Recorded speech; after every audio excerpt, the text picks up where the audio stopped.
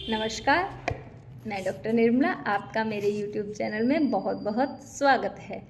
अगर आपके घर में छोटे बच्चे हैं तो आज की वीडियो आप लोगों के लिए इन्फॉर्मेटिव हो सकती है। जी हाँ, हम बात करने वाले हैं होम्योपैथिक मेडिसिन एब्रोटेनम के बारे में। एब्रोटेनम की अगर हम कंपेयर करें तो ट्यूबरक्यूलोसिस के बहुत क्लोज की मेडिसिन है। जिस तरह से ट्यूबरक्यूलिनम का पेशेंट होता है बहुत ज़्यादा तोड़फोड़ करने वाला, बहुत ज़्यादा इरिटेबल, बहुत ज़्यादा क्रूरसम और दूसरों के ऊपर डोमिनेट होने वाला पेशेंट रहता है ना, इसी तरह से एब्रोटेनम का भी पेशेंट रहता है। स्पेशली ये बच्चों में ही बहुत अच्छे इसके रिजल्ट्स देखने को मिलते हैं। बच्चों में जो नवजात बच्चे होते हैं, जो नवजात शिशु होते हैं, उसमें क्या होता है कि जो नाभि होती है ना, उसमें से इनको पस का डिस्चार्ज होता है। अगर वो इन्फेक्शन है बहुत लंबे टाइम तक रहता है तो उसमें पस के साथ साथ ब्लड भी निकलता रहता है।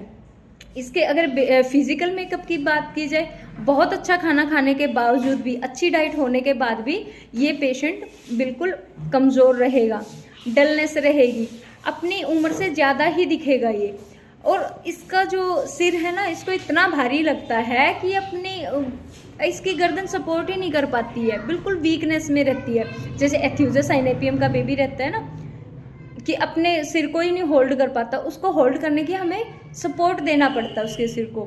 तो इसी तरह से एब्रोटेनम का बेबी भी रहता है। एथ्यूजा साइनेपियम में देखा जाए तो अगर वो दूध पीता है तो उसको कर्डल्ड फॉर्म में निकालता है, दही के जैसे फटा हुआ दूध निकालता है। लेकिन अगर हम एब्रोटेनम में देखें तो एब्रोटेनम का जो बच्चा होगा, जैसा भी खाना खाएगा, जो भी खाना खाएगा, उसी को अनडाइजेस्टेड फॉर्म में निकाल देगा। वो हजम नहीं हुआ होता, ना वो फटा होता, ना कैसा होता, जैसा उसने खाया वो एज इट इज उसको निकाल देता है।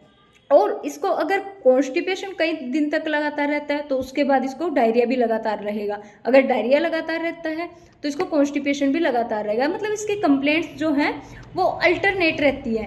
और पूरी मटेरिया मेडिका में अकेली ये ऐसी मेडिसिन है जिसका बेबी एनिमल्स को लेकर बहुत ज़्यादा क्रूअल होता है और इतना ज़्यादा कैप्रिशियस होता है, इतना ज़्यादा लालची होता है कि उसको दूसरों की चीज़ें चाहिए ही होती है। डोमिनेटिंग नेचर का रहता है ये, और उनसे चीज़ें लेने के लिए किसी भी हद तक जा सकता है।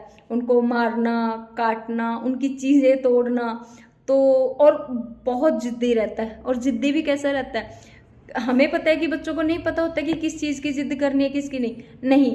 एब्रोटेनम का पेशेंट अब बहुत इंटेलिजेंट होता है और जिद जो उसकी रहती है ना, वो इनिशियल होती है। जिस चीज़ के लिए जिद कर ली तो वो पूरी होनी ही चाहिए। तो इस तरह का इसका पेशेंट रहता है।